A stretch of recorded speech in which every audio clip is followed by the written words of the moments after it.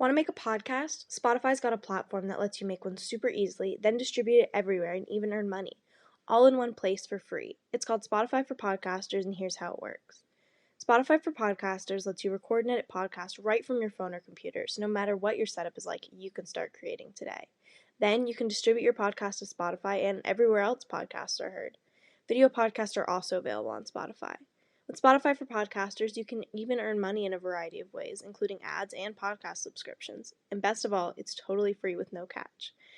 Spotify for Podcasters has made our podcasting process so much easier and even has options like Q&As and polls so we can engage with listeners. I highly recommend you give it a try. Download the Spotify for Podcasters app or go to www.spotify.com/podcasters to get started.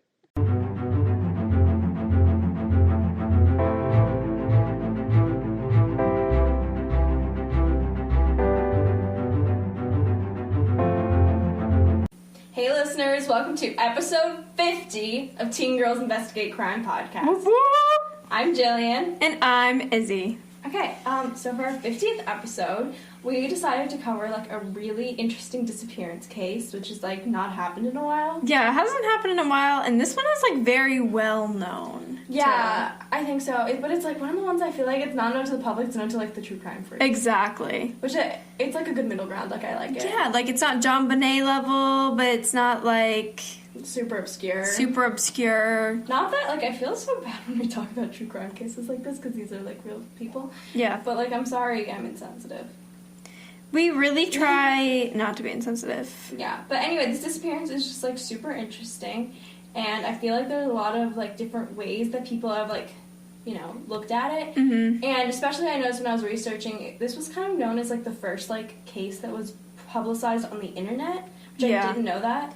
And this was, like, one of the first cases that had, like, internet sleuths and stuff. Ooh! Which is actually, like, really cool, and I think that's how so many, like, theories and stuff came about. Yeah, and this case actually reminds me of Patricia Maheen.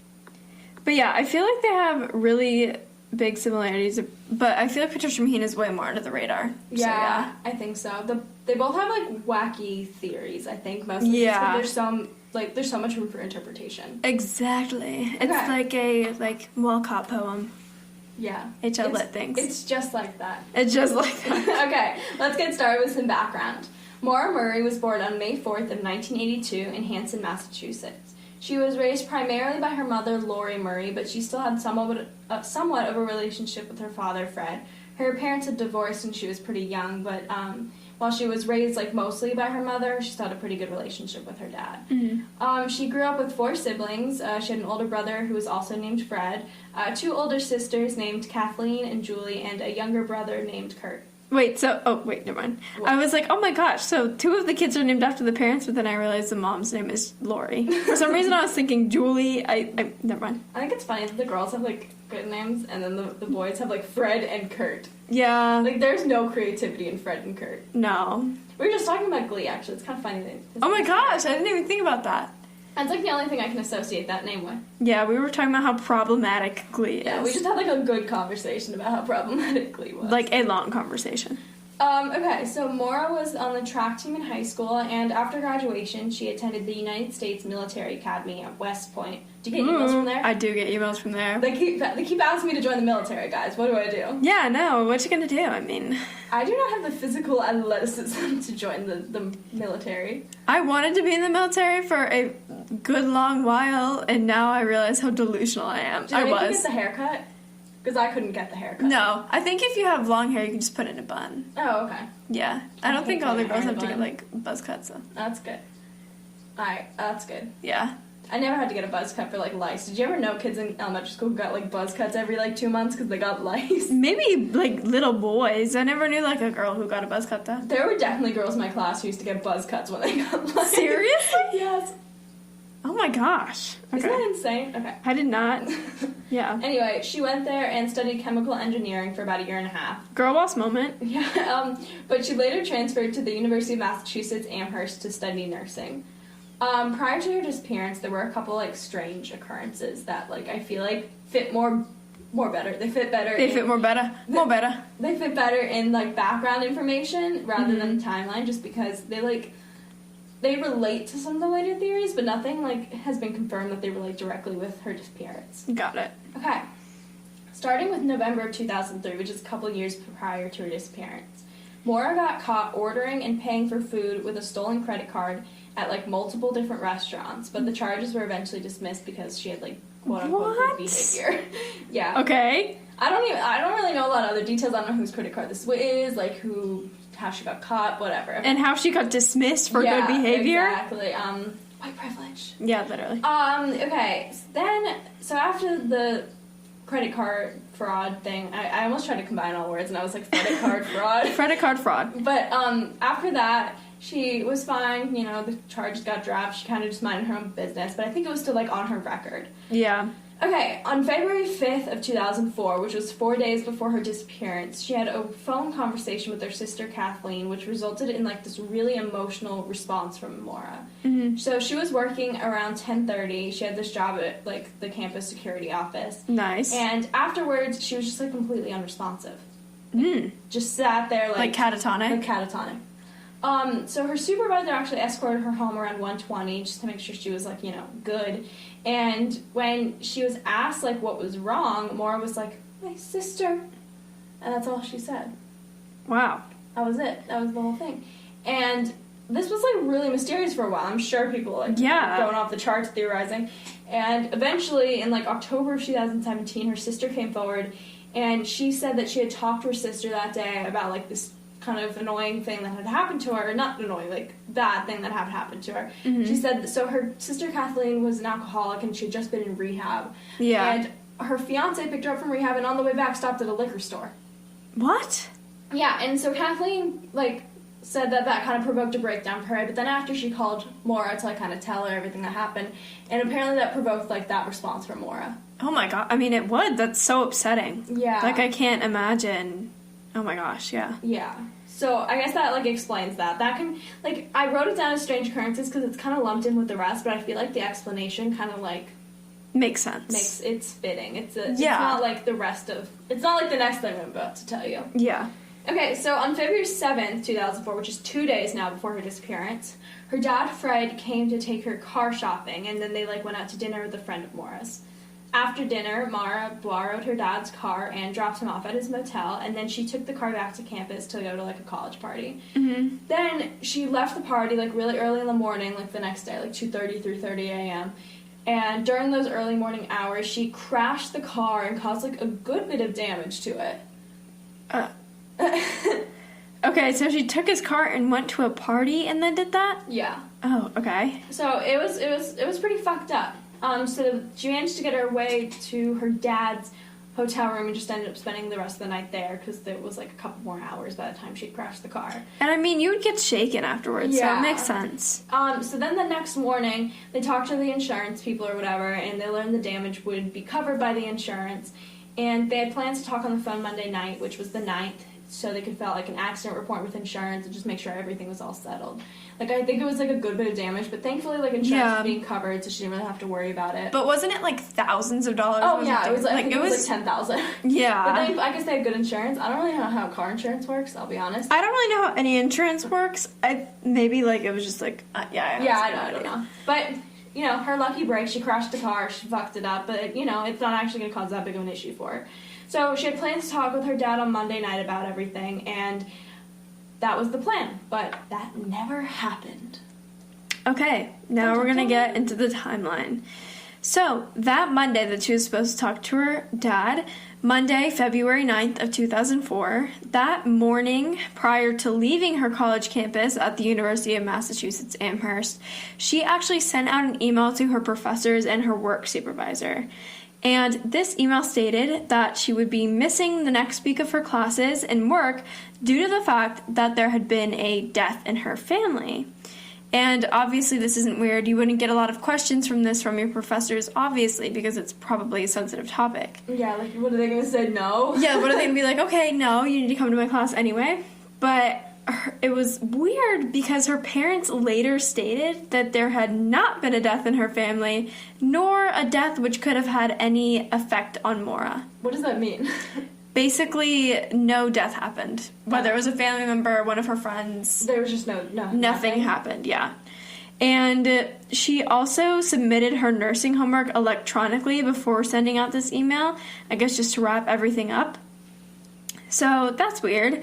But then she went back to where she was living and she packed a bag, and this included toiletries, makeup, workout clothes, some school books like textbooks, etc., and multiple days worth of clothing. Sounds like she's going on vacation. Exactly, not to go like grieve someone's death. Anyways.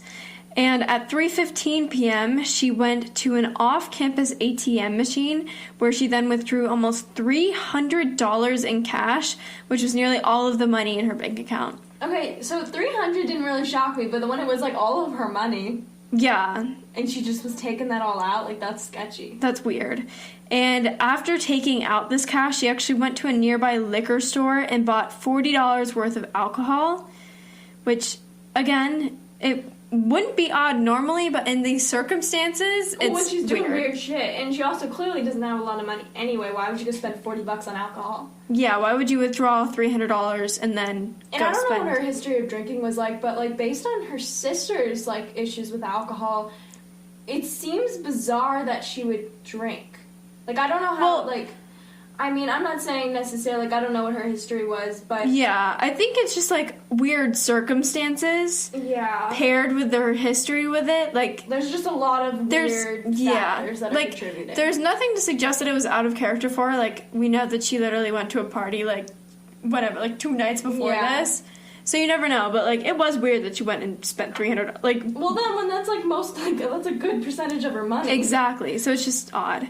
And by 4:30 p.m., she had actually headed out of town in her Saturn, which is a type of car, and started the trek to New Hampshire, of all places. Which is, again, like... Yeah. And Mara had not told anyone that she was planning to go out of town, and her parents have no idea why she would have been going to New Hampshire. And the reasons for the spontaneous travel are still completely unknown. Okay, I'm gonna pause you because I want to say this now before like we get any further. Mm-hmm. Does it not sound like to you that she had like some sort of like secret boyfriend or That's something what that she was I going was on vacation thinking. with? I was literally thinking that. Like, she ended up, like, they know now that she bought, like, wine and stuff. Like, what if she was just going to meet him, like, in the mountains or something? Yeah, like this is literally what it sounds like to me. Yeah. Like, that's literally what it's... And, like, if nobody knew about, like... If she hadn't gone missing, then this wouldn't have been... Like, yeah, because it doesn't sound like she was running away. No. She turned in her homework. That stands out to me. That totally stands out to me. If you're running away, you don't... Like, why the fuck... If I was gonna And run why away, would you the fuck would I bother turn in my emailing your homework? professors? Yeah, exactly. Like just don't show up. Yes, a death in a family is a very extreme excuse Okay, that's for a missing common class. excuse. Yeah, but it's... Like, what yeah. else are you gonna say? Like, I'm that's the sick. most common thing in the book. I mean, I guess I'm sick works. But, like, I guess it does warrant an explanation for why she would have been going out of town. Yeah. If anybody asked. Yeah, I think it, like, kind of adds up. It does make sense. But it sounds like, I mean, she packed stuff, like, to go on a trip. Yeah. And that's, like, it that wasn't sounds like she was packing weird things or, like, she left her apartment, nothing taken. Yeah. Like, I feel like that would be weirder. Like, yeah, she left some stuff there, but she packed, like, bag. Like, a bag, like, to go on, like, a trip. Like, she packed toiletries. Yeah, and, like, maybe it was, like, a secret boyfriend, so she didn't want her parents to know. Yeah. Or a secret Or relationship. she had another boyfriend.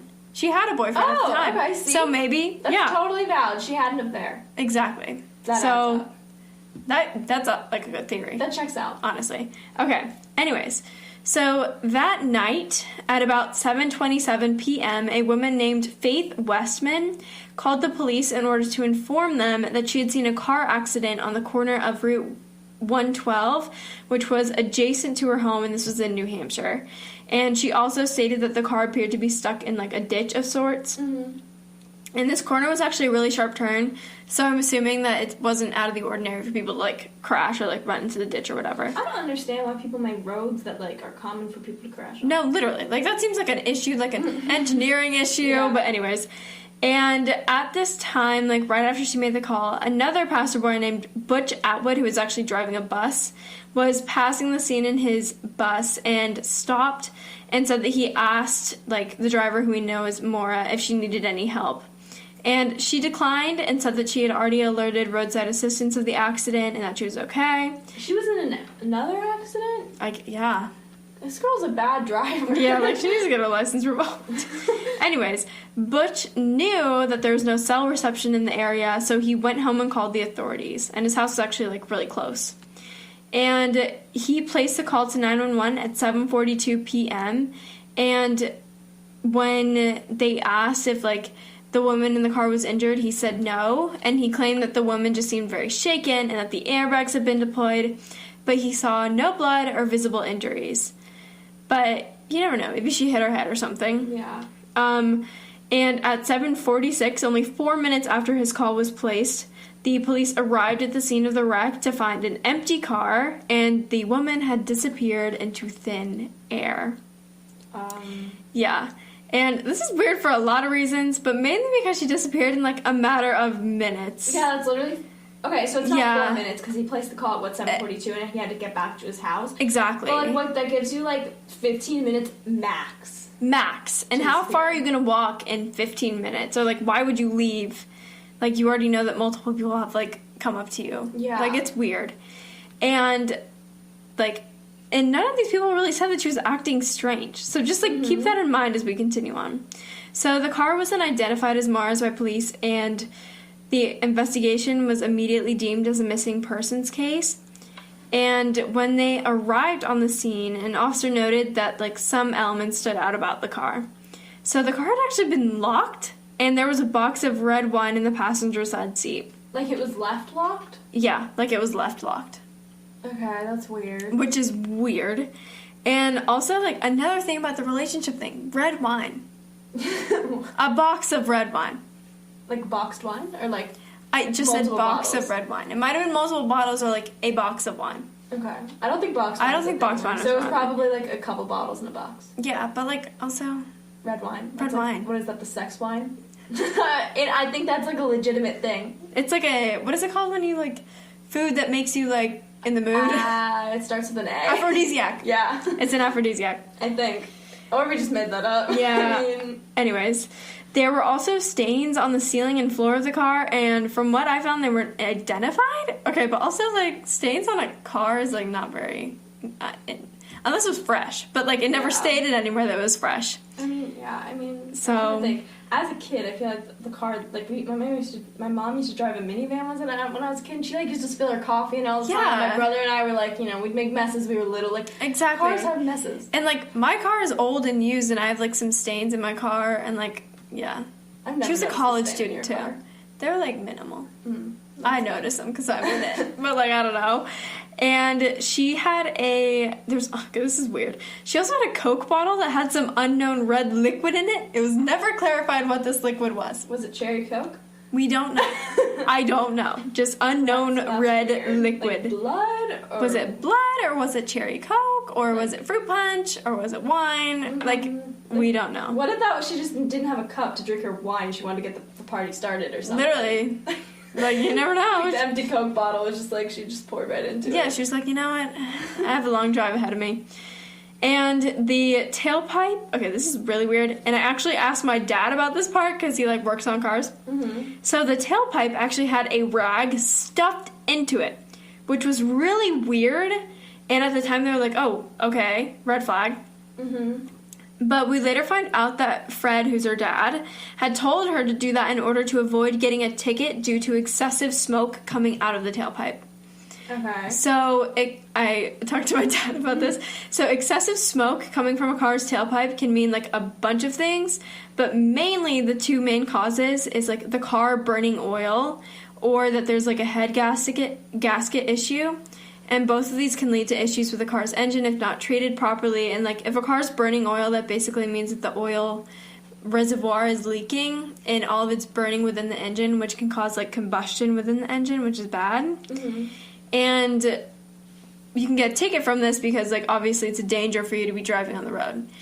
So it made sense that she had something in her tailpipe? Yes, except for the fact that by stuffing the tailpipe completely to avoid the smoke, it could lead to, like, an internal malfunction in the engine and could lead to issues with how your car runs or if it'll even run at all. So, like, it could have caused the accident? It could have caused the accident or, like, yeah, it's just, like, that's bad. Like, that, like the tailpipe is like made... she's going car shopping. Exactly. Like, the tailpipe is made to expel, like gas or heat to like keep the like You engine. said expel gas. Sorry. To keep the engine from combusting. So if that's like clogged up, clearly her dad know jack shit about cars because that's like bad.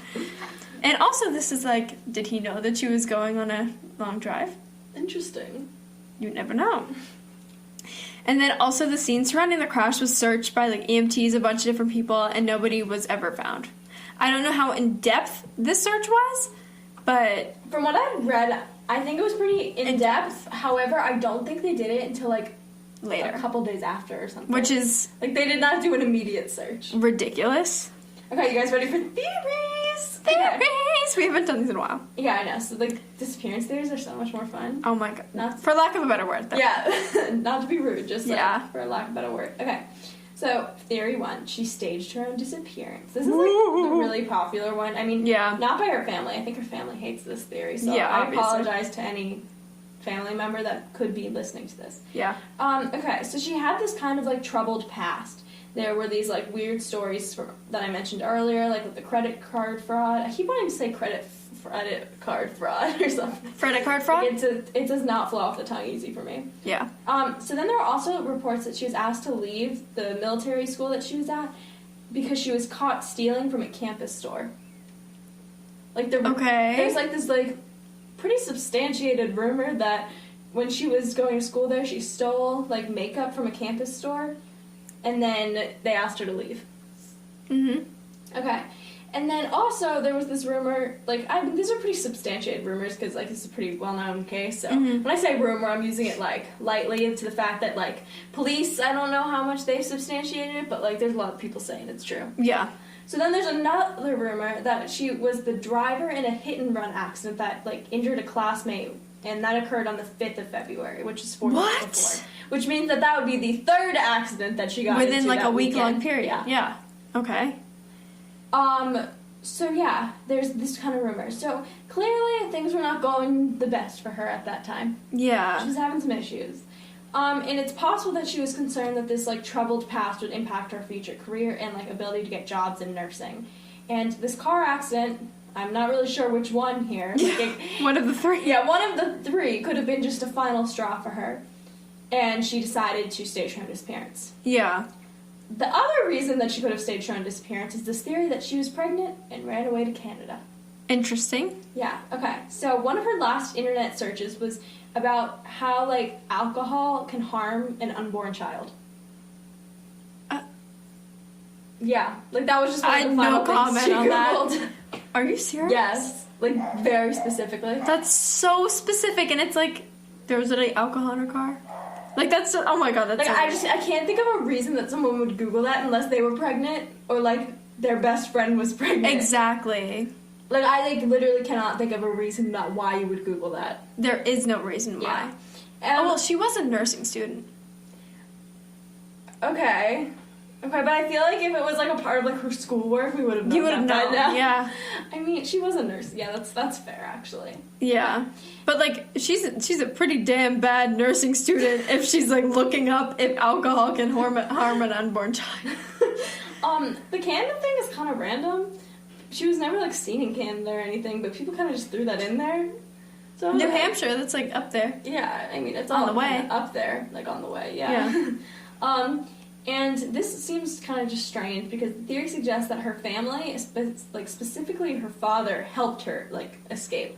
What? Because, like, he was there and stuff. Maybe, and, like, the tailpipe thing, yeah, too. like, it kind of checks out a little bit, but she's made, like, no calls and had no contact with them in all the time that she's been missing. And her, like, credit cards haven't been used. Yeah, like, all of this has been being tracked, and, like, Yeah. like, I mean, if you're staging your own disappearance, I wouldn't use a credit And, card. yeah, the cash would make sense in that situation. But, like, you'd think that they'd notice something with, like, an unidentified phone call going into her parents. Yeah. Like, I'm Or, sorry, like- if you're running away and you're knocked up, like, you're not gonna, like, not talk to your parents ever again, especially if they helped you with the disappearance. Exactly, and it's like, I don't feel like that's a big enough reason to completely disassociate yourself. And then her parents, like, in this case, if they knew about it, they would be keeping up, like, the missing persons thing for 20 years at this point. Yeah, and, like, I can't buy into that. No. I really can't. Yeah. It's an interesting theory, though. Yeah. And then the next two are just honestly, like, pretty run-of-the-mill. You gotta talk about this. So the first one is abduction. So the suspect would be an opportunity for, like, well, basically, more would be at the subject of, like, a predator or a serial killer. Maybe she got into this car accident and, like, someone offered her help and she was like, okay, or whatever, like, nobody had come to help her at that point. Or, like, I don't know, maybe she just got, like, pulled into someone's car. I think that makes sense. I think that totally makes sense. Like, on the side of the road, and, like, that would explain how she got away so quick and no one, like, noticed Nobody her trace. noticed, yeah. Like, she got out of the car, and then whoever this person was like, oh, I'll give you, like, a ride. Yeah, like a Like, like a... I don't know, like a place. Like and a then, car service or something. Yeah. I don't know. And then she was like, sure, and then she got in the car, and then that was it. Exactly. Also, it makes sense, because, like, serial killers, like, patrol highways. Exactly. Like, they have areas on highways where they look for people, especially, like, people with, like opportunity like that, like, where people get into accidents. That is, like, a people, like, look for that. Like, and she had, like, a Massachusetts license plate. She was young. Probably looked like she was lost. Probably looked like she was lost. She was shaken. Like, I mean, that's, like... I mean, if not seriously injured. Yeah, if you're a serial killer, like... That's like, target... Yeah, that's target-worthy. And, I mean, someone that knew the area, not to mention, would be able to exit the scene very quickly and cover it up. Yeah. And, like, also, I'm expecting that they're probably somewhere pretty rural. Yeah. So, yeah. And not to mention, the scene was not searched immediately, and the evidence could have been totally gone already if there was any. Yeah, exactly. I mean, if this was just some person on the side of the road, like... There probably wouldn't be evidence. Because but, she would have just gotten in the car by herself. Yeah. You never know. And, I mean, this area already kind of sounds a little bit sketchy. It would make sense, too. Sorry, I just thought about this. With her doors being locked. Yeah. Like, if he was like, oh, leave your car locked and we'll, like... Come back for it. Yeah. And then she would be like, yeah, I'll lock my doors so nothing gets stolen. Exactly. I mean, and that that would make sense. And also, like, if she was just up and leaving, why would she crash her car and walk? Yeah, like, that doesn't make any sense. And not take any of her stuff with her? Especially after she already talked to people. Like, if you're staging your own disappearance, why would you get into an accident, talk to 2 different people, and then be like, all right, I'm gonna go now? Exactly. Like, that doesn't add up. It doesn't add up after at you all. already have some guy saying, like, yeah, she's totally good. Yeah, so that's just, like, a really interesting theory, in my opinion. I think it's the most plausible. Well, I think it makes sense. I feel like we've solved it, Izzy. She was going to like, house for the weekend or for the week with her, like, secret lover or a friend. You never know. A secret friend? Yeah, maybe she was just going to the mountains to see a friend. A secret friend? I don't know. No one has secret friends. I'm thinking secret affair. Secret affair, yeah. She was not going to see a secret. I mean, maybe like a secret lover friend. You never know. Not a secret friend. Or maybe her friends were just going up to, like, have a girls' weekend. You don't think someone would have come forward and said, that's where she was going? Oh, fair point. I'm thinking she was having an affair. Yeah. She went up to the house for, like, this affair week, and she never made it because she got into an accident because she's not a very good driver. Yeah. And her car was dysfunctional. And then some guy took advantage of her. Opportunity sampling. No, not opportunity sampling. No, I think we've literally just solved it. I think that makes so much sense. I think that literally makes so much sense in my mind. Like, it doesn't even make sense to bring up the next theory. So, the next one is death. Stop. I don't think it makes a lot of sense to bring up the next theory. So, the next theory is death. But basically, like, this theory is limited. I mean, she wandered into the woods and died from exposure, committed suicide. Maybe she had a head wound and that influenced this. Maybe she had been drinking and this influenced this. But it doesn't make sense because her remains were never found. And these would have been, like, on the surface. They wouldn't have been buried. That wouldn't have been covered up. It doesn't make sense. Yeah. They would have found remains. I think that the abduction one makes the most sense. I think so. I think we've literally solved it. She was going off to have, like, this affair thing for the week. Yeah. And she just got, like, intercepted. Yeah. And I mean, she's in college. Like, she wouldn't have expected to get caught in a lie. Yeah. So, I think that makes the most sense. Like, seriously. And also, it kind of makes sense, like, no one probably would come forward and be like, yeah, I was the guy she was going to meet, or I was the person she was going to meet. Exactly, because she was in a relationship, and you wouldn't have wanted to taint her. Yeah, and then if you don't say something for so long, like, why would you come forward later? Then that makes you sound sketchy. Exactly. And then it doesn't even wrap up any more of the mystery. It just makes them more of a suspect. Yeah, no, I'm sure whoever this person was, they didn't come forward at first because they were like, didn't want to get caught, and then as they got older, they were like, well, shit, I should have come forward, but, like, now if I come forward, it doesn't sketchy. Yeah. Like, it's like, what's influenced you to come forward now? Yeah, exactly. Like, it wouldn't make any difference in the case anyway. Yeah, it really wouldn't, unless... Like, Yeah. Unless you were involved somehow. Yeah, but then, like, you don't come forward if you were involved. Yeah, so it's just like I don't know. a vicious cycle. I think that we're right. I think we solved this one. This is like the John Bonet one. Like, I'm so certain. We have differing opinions on John Bonet, do we? I feel like we don't have. No, it's the mom. Okay, but like, I'm not entirely sure about the mom. I think it was It's that the- creepy Santa guy. I do too. Like, yeah, I when forgot people about ask that. me, I'm like, yeah, it was the mom. But if I like really were to sit down and have a long conversation about it, I'd say it It's was a the dude. Santa guy. Like, if I'm having an intellectual true crime to true crime conversation with you about it, all the evidence suggests the Santa guy. Except for, like, science. Except for science. And then also, like, I totally disagree that it was a brother. Oh, yeah, for sure. 100%. I just don't buy it. I don't buy it. I don't think it's substantiated. I don't think he has rhyme or reason. Mm-hmm. Yeah. Guess we'll never know. Guess we'll never know. Maybe we'll cover that case again. Maybe. I think, yeah, I like that one. Izzy and I were talking earlier, we're like, I don't care how old we are, whenever they solve John Bonet, we're coming out with a new episode of Teen No, Girls like, Investigate Crime. us when we're like 90, so, teen girls investigate crime. But then it'll be like hologram podcast or something, like, Yeah, it won't even be like the point of like listening anymore, because they'll be like, that's like freaking Anchor keeps trying to get me to do video podcasts. no, we're like, okay, guys, That's I gotta, a YouTube video. yeah, no, literally, like, we're not gonna do a YouTube video, we're never gonna do, like, a video, unless we're doing, like, a live show or something, but, like, I literally, like, I can't express to you how trash I look when we're recording. Currently, I am wearing my sweatpants Yeah. and sweatshirt. I, like, Okay, guys. the good thing about podcasting is you don't see our faces. Yeah, it's perfect. It's perfect for us, it's nice for you, and you just get our personalities. Okay, this is our 50th episode. Thank you for listening. Tune in again in 2 weeks for another new episode. And in the meantime, follow us on Instagram at tgic.podcast and check out our other podcast, Toxic Positivity. Bye! Bye!